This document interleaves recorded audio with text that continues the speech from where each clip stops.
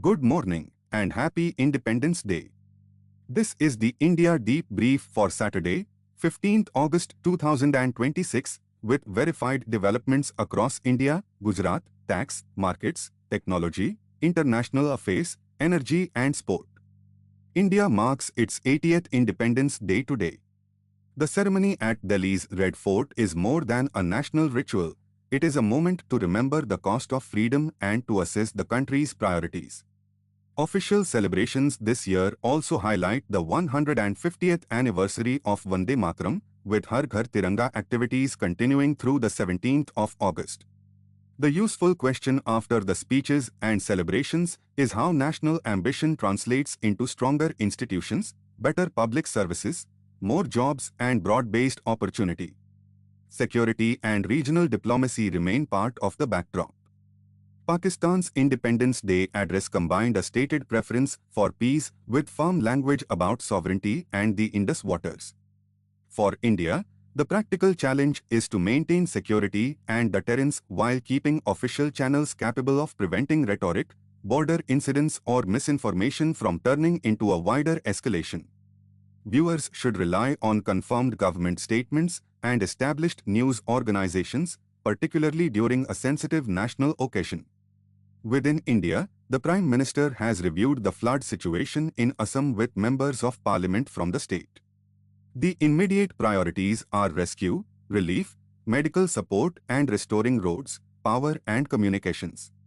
But repeated flooding also raises a longer-term policy test involving river management, resilient housing, urban drainage, early warning systems and protection of livelihoods. Relief numbers matter, yet implementation at district level is the real measure of the response. In Gujarat, Independence Day events are taking place during the monsoon season. Conditions can vary sharply from one district to another, so local official warnings matter more than broad social media summaries. Heavy rain can disrupt city drainage, highways, farms, ports and factory supply chains. Families should avoid flooded underpasses and businesses should maintain alternate transport routes, communication trees and inventory buffers where weather is unstable. On GST and tax, no fresh nationwide GST rate change was confirmed in the latest official material reviewed for this briefing. That is worth saying clearly because tax rumors can spread quickly. Businesses should treat a rate change as real only when it appears in an official notification or a verified GST council or government communication. The more relevant compliance context is the continuing set of GST portal enhancements in 2026. Official guidance says interest figures in parts of GSTR 3B may be auto-populated as suggestive values, but taxpayers remain responsible for checking their records and making any required upward correction. The portal has also enabled more flexible use of available central and state input tax credit for an integrated tax liability after integrated credit is exhausted. These changes may reduce friction, but they do not replace reconciliation, documentation or professional advice for complex cases. For the economy, recent official releases continue to emphasize telecom growth, manufacturing support, infrastructure and strategic technology.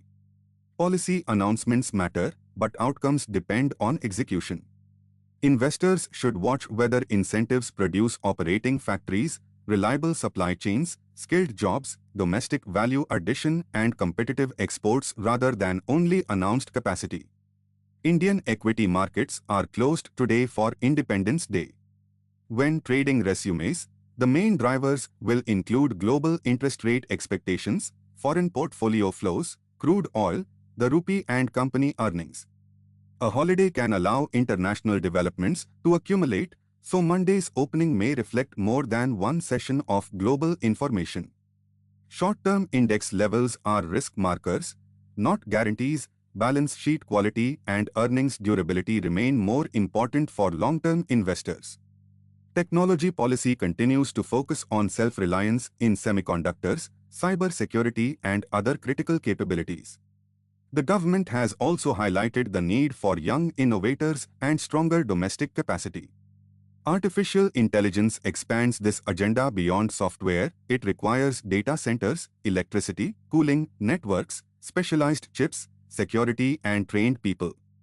The opportunity is substantial, but so are the constraints around capital, energy use and implementation.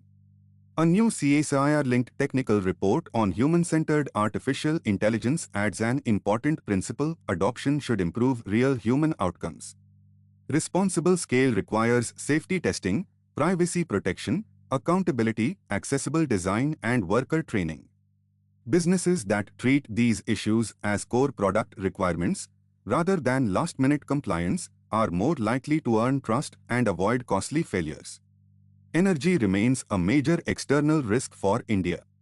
Because the country imports most of the crude oil it consumes, a sustained rise in prices or disruption to shipping routes can widen the import bill, pressure the rupee and add costs across transport, manufacturing and household budgets.